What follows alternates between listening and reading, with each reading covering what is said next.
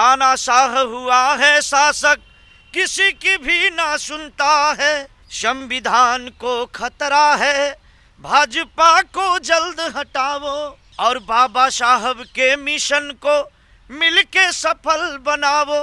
मोदी महामदारी नेकुरन चना चबाए के परल, आये झूठवा के कहले पर आपन भरम गंवावे के परल। आ कारबार कुल ठप भयल, मुँह पिटले बा महंगाई। आज प्रदेश को बेच रही है, बिक रहा परदेश।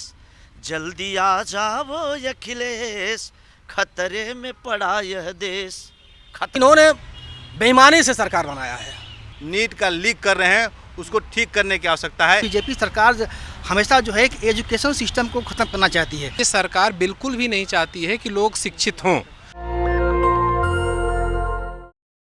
आप देख रहे हैं नेशनल दस्तक, मैं हूं आपके साथ अबरारुल हक रहमानी। दर्शकों, इस समय सरकार के खिलाफ मात्र राजनेता ही नहीं बोल रहे हैं, बल्कि आवाम के भीतर से भी एक आवाज़ उठनी शुरू हो गई है। और हर क्षेत्र के लोग जो हैं, इस समय सरकार ने जो 10 वर्षों में जनता को ठगने का काम किया है, उस पर आप बोलना शुरू कर दिया है। चाहे वो न्याय व्यवस्था के लोग हों, कलाकार हों, जो है चिकित्सा से ताल्लुक़ रखने वाले लोग हों, शिक्षा व्यवस्था में लोग जो काम कर रहे हैं वो हों, तमाम अपनी अपनी बातों को रख रहे हैं, अपने विरोध को दर्ज करवा रहे हैं, नाराज़गी को जाहिर कर रहे हैं और ये बता रहे हैं कि ये सरकार जो बीते 10 वर्षों में जनता को ठगने का काम की है, ये अब इस बार के कार्यकाल में चलने वाला है नहीं। मेरे साथ 4-5 लोग हैं यहाँ पर मौजूद, इनसे समझेंगे बारी बारी से कि आखिरकार इस समय जो सरकार के खिलाफ एक माहौल बन रहा है। सबसे पहले मेरे साथ यहाँ पर एक सज्जन है, सबसे पहले तो आप अपना परिचय भी दे दीजिएगा और ये बताइए कि आखिरकार सरकार के खिलाफ ये माहौल अचानक से जनता के भीतर से क्यों जागना शुरू हुआ? क्या विपक्ष के पास आंकड़े हैं इस वजह से? और न्यायिक व्यवस्था को लेकर के एक सवाल मेरा ये है कि जो नया जो है बहुत सारे प्रावधान लाए गए हैं, जो न्याय संहिता बदली गई है, इस पर आपकी क्या राय है? क्या ये जो है एक तरीके से जनता को फंसाने का काम है? क्या इसमें कोई कमी रह गई है? आप किस तरीके से देखते हैं? देखिए, आप जो पहले शब्द बोले हैं कि जनता क्यों इतना जागरूक हो जा रही है। पहले होता है एम आकाशवाणी संप्रति वार्ता, एक फॉर्मेट में जो छपा रहता था उसी को पढ़ लिया जाता था। अब सोशल मीडिया और यूट्यूबर्स ने इतनी क्रांति कर दी है कि उधर पार्लियामेंट में बोला नहीं गया और आम जनता का उसका ऑपरेटिव पार्ट विदिन जो है 10 या 5 या मैं कहूँ 2 मिनट के अंदर में ही उस बात को ला दिया जा रहा है। उदाहरण के रूप में खटाखट खटाखट खटाखट राहुल गांधी ने एक सभा में बोला, आप जैसे जानकार पत्रकारों ने उसको इतना तेज किया कि ये जन भाषा हो गई है। अरे खाना लाना जी खटाखट खटाखट, पानी पिलाना जी खटाखट खटाखट, जल्दी से काम करना, हर शब्द में जनवाणी हो गई। तो जो आकाशवाणी थी, दूरदर्शन था, पेपर था, वे जब लोग जन की बात नहीं बोल रहे थे, तब सोशल मीडिया के क्रांतिकारी साथियों ने आवाज़ बोली। उसी का नतीजा है कि हर इशू पे जनता आज बोलने लगी है। उसके पीछे सच्चाई क्या है उसको भी बोलने लगी है। न्याय व्यवस्था में भी छेड़छाड़ हुई है? निश्चित रूप से ना, छेड़छाड़ नहीं हुई है, लेकिन अब जनता पूछने लगे कि भाई जज साहब लोग हैं तो उसमें कितना ओबीसी का आदमी है, कितना एससी का आदमी है, कितना माइनॉरिटी का आदमी है। अब तक जितने चीफ जस्टिस बने उसमें कितने यादव लोग हैं, बता दीजिए हमको, आप ही बता दीजिए। कितने दलित लोग हैं, आप ही बता दीजिए। तो जब ये प्रश्न जनता के बीच में गया है, तब उनको लगा कि अरे बाप रे बाप, ये तो हमारा जो हिस्सा होना चाहिए था, नौकरी होना चाहिए था, आरक्षण होना चाहिए था, उसको ये लोग घेर रहे हैं।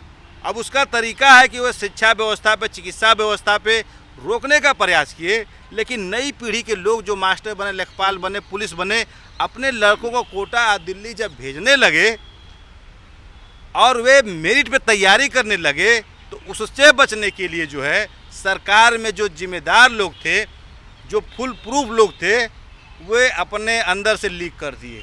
जिसको आप नीट का लीक कर रहे हैं, उसको ठीक करने की आवश्यकता है, इसलिए जनता जागरूक हो गई है। बिल्कुल। एक सज्जन और हैं, सबसे पहले तो आप अपना परिचय दीजिए कि उत्तर प्रदेश से आपका ताल्लुक है और उत्तर प्रदेश की जनता ने अखिलेश यादव को जो सीटें दी है, जो इंडिया गठबंधन के हिस्से में सीटें आई है, जाहिर सी बात है कि भाजपा के लिए सबसे बड़ा काल बना है। परिचय अपना दीजिए और अपने अंदाज में अपनी बात। मेरा नाम अशोक लाल यादव है मैं एक अभनपट्टी सगड़ी विधानसभा में पड़ती है आजमगढ़ में, मैं उसका पूर्व प्रधान भी हूँ और समाजवादी पार्टी का सांस्कृतिक प्रकोष्ठ का प्रदेश सचिव हूँ। और हमारे सांसद सदस्य माननीय धर्मेंद्र यादव जी, आप कलाकार भी है, आप अपने अंदाज में बातों को कहिए। तो देखिए, माननीय अखिलेश यादव ने उत्तर प्रदेश में विकास की गंगा बहा दी और ये जो सरकार हमारे बाबा जी आए हैं पूरा देश को लूटने का काम किए हैं। माननीय अखिलेश यादव ने विकास की गंगा कैसे बहाई, गा करके बताइए ना एक बार, कैसे आप अपने जो है गीत के माध्यम से सरकार को घेरते हैं। देखिए, अरे भाजपा देश को बेच रही है, बिक रहा परदेश। मैं तो गीत चुनाव से पहले गाया था, जब देश का सारी संपत्ति बिक रही थी, रेल हो, एयर इंडिया हो, धीरे धीरे बिकती चली जा रही थी, तब हमने इस गीत को बनाया और माननीय अखिलेश यादव जी को सुनाया। अखिलेश जैसा नेता पूरे भारत में कोई नहीं है। भाजपा देश को बेच रही है, बिक रहा परदेश, जल्दी आ जाओ अखिलेश, खतरे में पड़ा यह देश। खतरा क्या है? संविधान को खतरा है, भाजपा को जल्द हटाओ और बाबा साहब के मिशन को मिलके सफल बनाओ। लोहिया गांधी चरण सिंह का स्वर्ग से आया है संदेश, अब तो आ जाओ अखिलेश, खतरे में पड़ा यह देश। खतरा क्या है? ये जब आए तो कहे 2 करोड़ नौकरी दूंगा, 15 लाख खाते में जाएगा, डिजिटल इंडिया बन रही है, बुलेट ट्रेन चल रही है, 100 स्मार्ट सिटी बन रही है। कुछ हुआ? कुछ नहीं हुआ। और माननीय अखिलेश यादव ने Agra expressway, Purvanchal expressway, police headquarter, cancer hospital, Ekana stadium, 108, 102, dial 100 तमाम योजना उत्तर प्रदेश में चलाई। इसलिए मैं कह रहा हूँ, तानाशाह हुआ है शासक, किसी की भी ना सुनता है। आज तक आपने मोदी जी को सदन में बोलते सुना क्या? आज बोल रहे हैं और वो कह रहे हैं माननीय अखिलेश यादव जी को, माननीय राहुल गांधी जी को कि बालक बुद्धि। मैं कहना चाहता हूं और भारतीय जनता पार्टी के लोग कान खोल करके सुन लें, बालक बुद्धि कह रहा था कंस भी भगवान कन्हैया को, और गया कहाँ? निस्तनाबूत हो गया। जब भगवान राम की सेना से हो करके अंगद जब गए रावण को समझाने के लिए, तो बालक कह करके अंगद को बंदी बनाना चाहा रावण, और अंगद ने अपना बल दिखा दिया वहाँ। ये बालक कह रहे हैं ना, यही बालक इनके लिए सदन में इनकी बोलती बंद कर रहे हैं। तो ये जो चीज़ें आपको दिखा रहा हूँ मैं, ये दरअसल बताने की कोशिश कर रहा हूँ कि हर वर्ग के लोग जो है परेशान हैं, हर वर्ग के लोग जो है, हर क्षेत्र के लोग जो है सरकार के खिलाफ जो है आप कह सकते हैं कि यहाँ पर आवाज़ उठाना शुरू कर चुके हैं। जो है शिक्षा के जो है आप कह सकते हैं कि क्षेत्र से ताल्लुक़ रखते हैं। अपना परिचय दीजिए और बताइए कि आखिरकार नीट में जो घोटाला हुआ है, जो एनटीए को पूरी तरीके से बर्खास्त करने की मांग की जा रही है, छात्र छात्राएं जो है वो सड़कों पर हैं, वो ये मांग कर रहे हैं, लेकिन उसके बावजूद भी सरकार नहीं सुन रही है। देश के शिक्षा मंत्री जो हैं धर्मेंद्र प्रधान, वो चुप्पी साधे हुए हैं। कैसे देखते हैं, क्या शिक्षा व्यवस्था को पूरी तरीके से जो है ख़त्म करने का प्रयास किया जा रहा है? सबसे पहले मैं जनपद आजमगढ़ से, सगड़ी विधानसभा से, मैं शिक्षा संघ का प्रदेश अध्यक्ष हूँ। मैं करेला गांव से ताल्लुक़ रखता हूँ, वहीं का निवासी हूँ। मैं सबसे पहले ये जो आपने कहा है नीट को लेकर के, आज तक इन्होंने यूपी से लेकर के आप पूरे देश में जितनी परीक्षाएं हुई हैं, जितने नौजवान साथी, हम लोग खुद पीड़ित हैं। हमारे लोगों की पेंशन हटा दी गई है। पुरानी पेंशन को 2004 से लेकर अब तक, जब से बीजेपी सरकार आई है तब से पेंशन को हटाने का काम करते हैं। इनकी पेंशन नहीं ख़त्म हो रही है और इन्होंने अग्निवीर की एक अलग भर्ती की है। अगर इनका बेटा होता तो इनको दर्द झकता। 4 साल के बाद इन्होंने 4 साल के लिए जो अग्निवीर का किया है, 4 साल के बाद वो नौजवान साथी कहाँ जाएंगे? इसके लिए हमारे राष्ट्रीय अध्यक्ष जी ने पीडीए के तहत जो सबसे बड़ी संख्या में लेकर के लोकसभा सांसद में आए हैं यहाँ पे दिल्ली में, इन्होंने वादा किया है कि अगर इंडिया गठबंधन की सरकार बनेगी तो मैं पुरानी पेंशन को बहाल करूँगा। उत्तर प्रदेश से लेकर के पूरे देश की पेंशन को, पुराने शिक्षकों का, डॉक्टरों का, जितने सिपाहियों का, सेना की जितनी सुविधाएं हैं, मैं उसको भली बात। सरकार से उम्मीदें हैं आपको? ये सरकार से उम्मीद नहीं है, ये तो सरकार करेगी नहीं। आप डेली सुन रहे हैं, राहुल गांधी ने पूरा इनका जवाब दे रहे हैं। ये बच्चों की तरह बात करते हैं। एक प्रधानमंत्री होकर के इस तरह की बात करना ये शोभा नहीं देता। अच्छा, तो ये जो भाषणबाजी होती है चुनाव के दरमियान, मंगलसूत्र वाली बात हो, प्रधानमंत्री वोट मांगते मांगते इतने ज़्यादा निम्न स्तर की भाषा का इस्तेमाल करता, हालांकि उसके खिलाफ विपक्ष ने आवाज़ उठाई थी। क्या ये सब कारण थे जिसकी वजह से अखिलेश यादव या कांग्रेस पार्टी, अन्य विपक्षी दल के जो चेहरे हैं वो उभर करके सामने आए और इंडिया गठबंधन को इतनी सीट? देखिए, ये तो मैं बता रहा हूँ आपसे, ये सरकार बनती इंडिया गठबंधन की, इन्होंने बेईमानी से सरकार बनाया है। अगर सही तरीके से अगर चुनाव को फॉलो किया गया होता तो इंडिया गठबंधन में राहुल गांधी देश के प्रधानमंत्री होते, इसमें कोई दो राय नहीं है। बिल्कुल। तो आंकड़े जो थे इतने आप कह सकते हैं कि कम फासले वाले थे कि सरकार पलट भी सकती थी पल भर में। मेरे साथ दलित चिंतक हैं, इनसे समझते हैं कि आखिरकार दलितों को लेकर, अक़लियतों को लेकर के, मुसलमानों को लेकर के जो एक डरावनी जो है स्थिति बनी है, जो माहौल बनाया गया 2014 के बाद से लगातार, और इसको लेकर के संसद में कल आवाज़ भी उठाई गई, मनोज झा ने आवाज़ उठाई है, कैसे देखते हैं? देखिए, जो है कि सबसे पहले जो है कि मैं अपना परिचय देता हूँ। मैं प्रोफेसर भूपेंद्र कुमार, मैं गौतम बुद्ध यूनिवर्सिटी में जो कि प्रोफेसर हूँ कंप्यूटर साइंस डिपार्टमेंट में। जो आप कह रहे हैं ये सच्चाई है।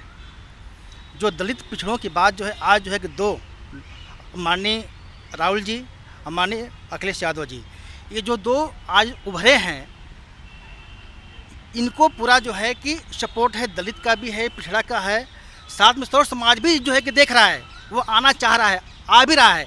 यह जो इनकी व्यवस्था जो है, बीजेपी सरकार हमेशा जो है कि एजुकेशन सिस्टम को ख़त्म करना चाहती है, क्योंकि वो जानती है कि जब आप जो है कि दलित पिछड़े पड़ जाएंगे तो आवाज़ उठाएंगे।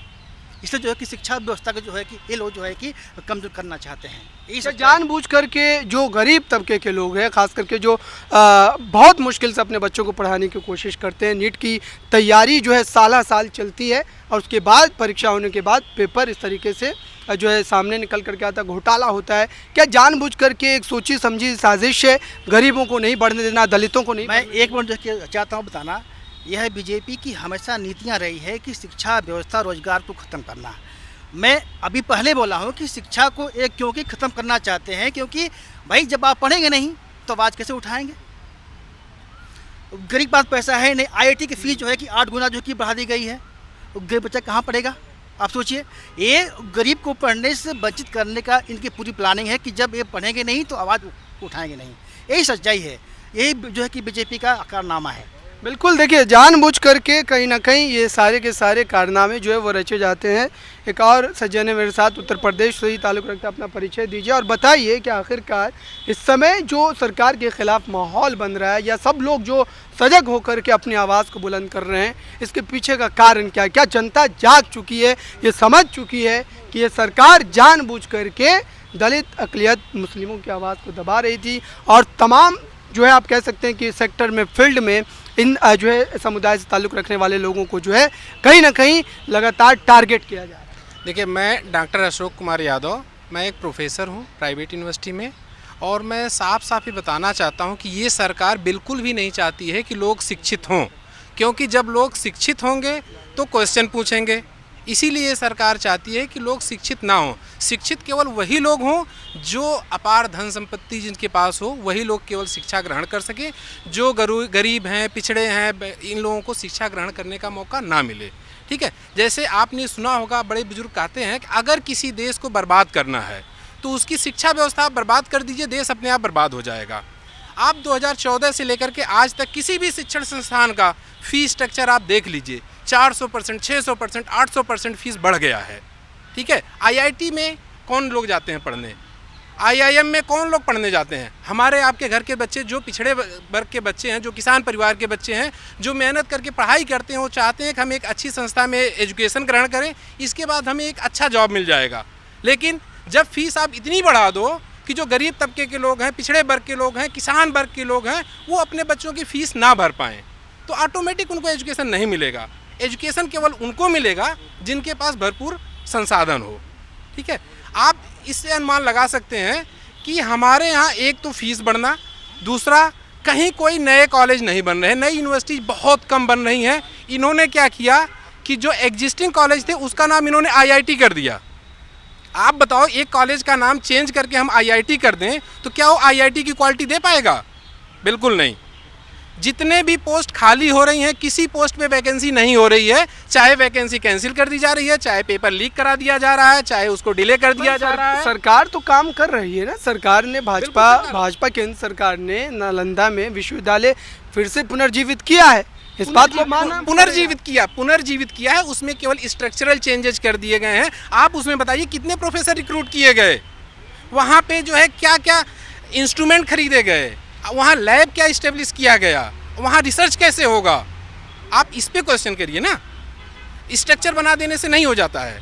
स्ट्रक्चर के साथ साथ उसमें जो मैन पावर, जो रिसोर्सेस हैं, उसको भी जनरेट करना होता है। बच्चे उसमें पढ़ेंगे कैसे, शिक्षा कैसे लेंगे, रिसर्च कैसे करेंगे, वो सारा चीज़ करना पड़ता है। देखिए बिल्कुल ये बड़ा सवाल है, बड़ा प्रश्न है कि इमारतें बना दी जाती है, फिर उसके बाद जो स्थिति है वो जस की तस बनी रहती है।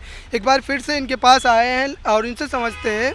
आप अपने गीत के माध्यम से बताइए एक बार कि उत्तर प्रदेश की जनता विधानसभा में क्या करने वाली है। क्योंकि लोकसभा के चुनाव में तो बड़ा खेला हो गया उत्तर प्रदेश में, क्या विधानसभा में फिर से एक बार ये जो दबे कुचले तबके हैं एक साथ आकर के भाजपा को जो है विधानसभा में भी बाहर का रास्ता? अब बता दूं कि उत्तर प्रदेश की जनता यही कह रही है और अखिलेश यादव जी को हृदय में बैठाई है। बाबा साहब बी आर अम्बेडकर की विचारधारा पर चलने वाले, संविधान की लड़ाई लड़ रहे हैं माननीय श्री अखिलेश यादव जी। इसलिए मैं कह रहा हूं कि मोदी महामदारी, जे देश की जनता, प्रदेश की जनता कह रही है, मोदी महामदारी नेकुरन चना चबाए के परल, आये झूठवा के कहले पर्यापन भरम गंवावे के परल। तब तक कहला 2 करोड़ जवानन के देबा नौकरी, ऐसा नौकरी देहला मूसर बिन जंग खैले वो खरी। दिल्ली और बम्बई से पैदल घरे आवे के परल, ए ठगवा के कहले पर्यापन भरम गंवावे के परल। कहला घंटी घंटा थरिया पीटा तबे कोरोना जाई, आ कारबार कुल ठप भयल मुँह पिटले बा महंगाई। तो बरता बलफ बुता के ढेबरी दिया जरावे के परल, ए झूठवा के कहले पर्यापन भरम गंवावे के परल। और जो आप पूछ रहे थे मुझसे, माननीय अखिलेश यादव जी का 1 जुलाई को जन्मदिन था, इसमें मैंने एक बहुत विशेष गाना बना के लाया हूँ। दिल में दया की दरिया दिलदार है अखिलेश, दिल में दया की दरिया दिलदार है अखिलेश, कल युग में कान्हा कृष्ण के अवतार है अखिलेश। इसलिए कह रहा हूं, अरे बड़े दयावान हैं भगवान की तरह।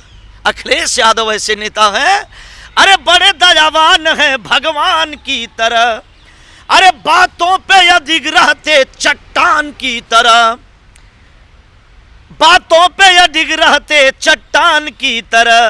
भारत के नौजवानों के हैं प्यार अखिलेश, भारत के नौजवानों के आधार है अखिलेश, कल युग में कान्हा कृष्ण के अवतार है अखिलेश। लेकिन मैं बताने जा रहा हूं, अरे पीडीए के मान्यो सम्मान है अखिलेश, भारत के संविधान के एक जान है अखिलेश, समाजवादी सिद्धांत के सूत्रधार है अखिलेश, कल युग में कान्हा कृष्ण के अवतार है अखिलेश। एक लाइन और है, क्या कहना चाहता हूं, अरे लोहिया चरण सिंह के गरिमा को बढ़ाए, लोहिया चरण सिंह के गरिमा को बढ़ाए, विकास करके यूपी का भारत को दिखाए। अखिलेश जैसा विकास, मिराज विमान हो, फाइटर विमान उतारने का काम, मेट्रो चला करके उत्तर प्रदेश को नहीं देश को दिखाया।